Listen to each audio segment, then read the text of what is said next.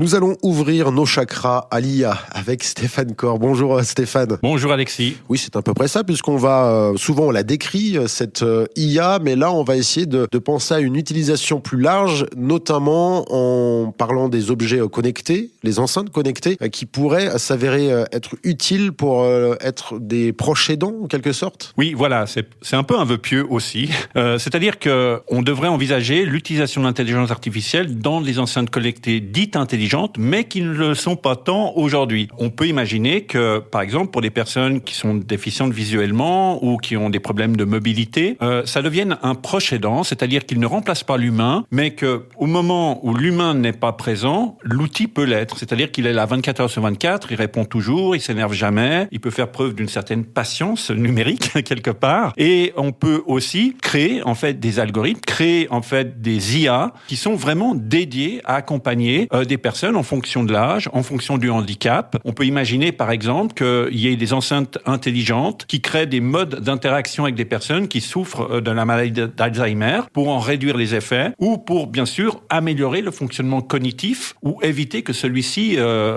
s'affaiblisse au fur et à mesure du temps. Et ce sont des pistes qui sont envisagées dans le domaine des nouvelles technologies d'aller vers ces genres d'objets? À ma connaissance pas. Je pense que dans des groupes de réflexion spécialisés, sûrement. Par contre, dans l'observation qu'on peut avoir sur l'évolution des enceintes dites intelligentes, telles que celles de Google ou Alexa, c'est pas quelque chose qui a vraiment été pris en compte. Et qu'aujourd'hui, le dialogue avec ces outils est quand même assez compliqué, surtout pour quelqu'un qui veut s'exprimer normalement. C'est-à-dire qu'il faut s'adapter à la technologie et c'est pas la technologie qui va s'adapter à nous. Et ça, c'est problématique. Surtout pour des personnes qui ne sont pas, quelque part, très à l'aise en termes de littératie numérique, en termes de fonctionnement des technologies. Et donc, il faut absolument qu'on arrive à une forme de langage naturel où la personne exprime quelque chose et la captation de ce souhait puisse être comprise par la technologie et qu'on puisse y répondre de manière naturelle et qu'on puisse amener tout un ensemble d'éléments contextuels. En fin de compte, on puisse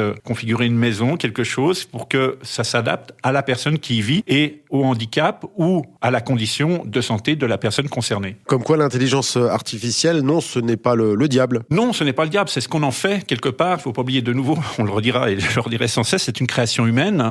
Pour l'instant, elle ne peut pas le contrôle sur nous, à part dans les films de science-fiction. Mais Terminator. Voilà, peut-être, avec Skynet.